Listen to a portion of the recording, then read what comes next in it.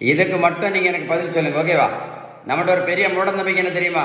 Rice சாப்பிட்டதுனால தான் சுகருக்கு மாத்திரை போடுறோம், ரைஸ் சாப்பிட்டதால தான் இன்சுலின் போட்டுட்ருக்கோம் அப்படின்னு. அப்படி தானே? நான் ஒரு கேள்வி கேட்குறேன், பதில் சொல்லுவீங்களா? வட இந்தியாவில் அவங்க ரைஸ் சாப்பிடவே மாட்டாங்களே, என்னைக்காவது ஒரு நாள் சாப்பிடுவாங்க. வட இந்தியாவில் எத்தனை பேர் சுகருக்கு மாத்திரை போடுறாங்க, எத்தனை பேர் இன்சுலின் போட்டுட்ருக்காங்க? கமெண்ட்ஸில் எழுதுங்க சார். கரெக்ட் தானே? இந்த உலகத்தில், தமிழ்நாட்டில் கிடையாது, உலகத்தில் சுகருக்கும் ப்ரெஷருக்கும் மாத்திரை மட்டும் சாப்பிட்டதுனால யாருக்கா சரியா இருக்கா சொல்லுங்கள்? இல்லை நடைபயிற்சி மட்டும் பண்ணதுனால யாராவது சுகர் மாத்திரை நடத்தியிருக்காங்களா? இல்லை நடைபயிற்சி மட்டும் பண்ணி யாராவது அந்த வெயிட்டை குறைச்சிருக்காங்களா? நல்லா கேட்டுடுங்க, நல்லா கேட்டுடுங்க. 1 கிலோமீட்டர் நடைபயிற்சி பண்ணினா கூட 40லேருந்து 50 கேலரி மட்டும்தான் எரிக்க முடியும். அதனால் நடைபயிற்சி மட்டும் பண்ணி எந்த மாதிரி நடத்த முடியாது, வெயிட்டு கண்டிப்பாக குறைக்க முடியாது. ஒரு பேப்பரில் வேணால் எழுதி வச்சுக்கிடுங்க. கரெக்ட் தானே? சிறுதானியம் மட்டும் சாப்பிட்டதுனால யாராவது சுகர் மாத்திரை நடத்தியிருக்காங்களா? சிறுதானியம் மட்டும் சாப்பிட்டு சொல்லுங்கள். வெந்தயம், ஆவாரம்பூ, மூக்கரட்டை கீரை, சிறு குறிஞ்சான் பொடி, கொய்யா இலை, மாங்காய் இலை, கிரீன் டீ, கருவேப்பிலை, கரிஞ்சீரகம், நெல்லிக்காய் ஜூஸ், நாவல் பழம், இது எல்லாமே நல்லது தான்.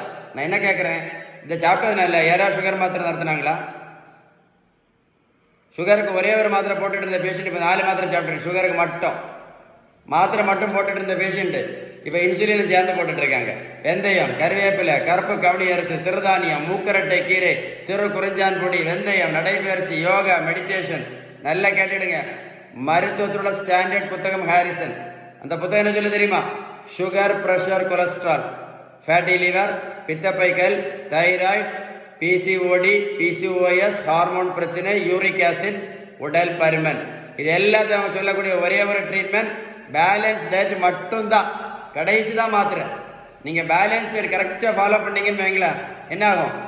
இந்த மாத்திரை இன்சுலின் இல்லாமல் இன்னும் 50 வருஷம் ஆரோக்கியமாக வாழலாம் அப்படின்னு நான் சொல்லலை, மருத்துவத்துள்ள ஸ்டாண்டர்ட் புத்தகம் ஹாரிசன் சொல்லுது.